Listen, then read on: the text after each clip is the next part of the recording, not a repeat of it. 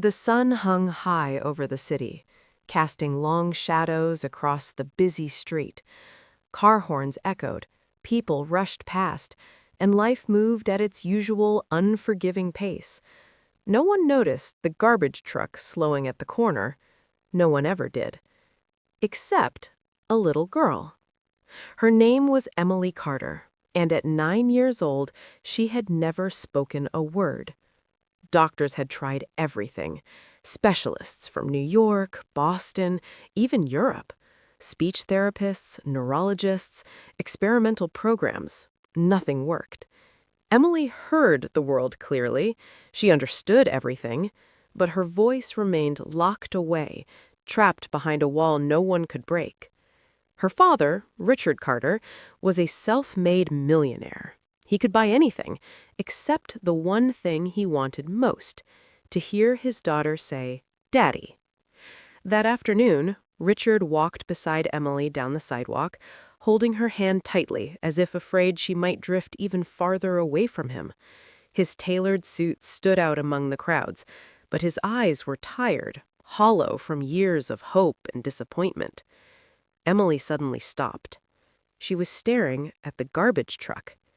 A man jumped down from the driver's seat. His uniform was faded, his boots scuffed. Sweat darkened the collar of his shirt as he lifted heavy bins with practiced ease. His name was Daniel Reyes, a garbage man, and a single father raising a 6-year-old on a modest paycheck. Daniel noticed Emily watching him. Instead of turning away like most people did, he smiled. A real one. He wiped his hands on his pants and crouched slightly so he wasn't towering over her. He didn't know who she was. He didn't know her father owned half the buildings on that street. All he saw was a quiet little girl with curious eyes. "Well, hello there," he said gently. "You like big trucks?" Emily didn't respond, but something in her eyes shifted. Daniel reached into his pocket and pulled out a small toy truck, scratched and worn. "My boy left this in my jacket," he chuckled. "Guess it wants a new friend today."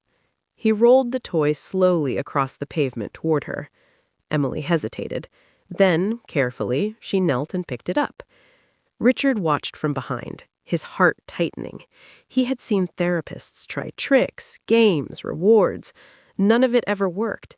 He was about to step in, to thank the man and move on, when Daniel spoke again. "You know," Daniel said softly, "my boy didn't talk much either when he was little. Folks worried. I didn't. I just listened harder." Emily looked up at him. Daniel leaned closer, lowering his voice like it was a secret meant only for her. Sometimes words are shy. They come out when they feel safe. The street noise seemed to fade. Emily's fingers tightened around the toy. Her lips trembled. And then, so quiet it almost vanished into the air, she spoke. "Truck." Time stopped. Daniel froze. Richard felt the ground disappear beneath his feet. "Emily?" he whispered. Emily's eyes filled with tears. She looked at her father, then back at Daniel. Her voice was shaky, fragile, but real. "Glue truck." Richard dropped to his knees on the sidewalk, tears streaming down his face. For years he had paid to hear that sound, and now, in the middle of an ordinary street, a stranger had unlocked what money never could. Daniel's own eyes filled. He didn't cheer, he didn't shout. He simply smiled and said, "See? Just needed the right moment." People around them had stopped walking. A few clapped softly. Others wiped their eyes. Richard stood and grabbed Daniel's hand. "Do you know what you've done?" he asked, his voice breaking. "I've spent millions trying to hear my daughter speak." Daniel shook his head. "I didn't do anything special. I just treated her like a kid." Emily tugged Daniel's sleeve. He bent down again. "Thank you," she said. One simple sentence. Daniel swallowed hard. In the weeks that followed, Emily's words slowly grew. First a few, then many. Therapists called it a breakthrough.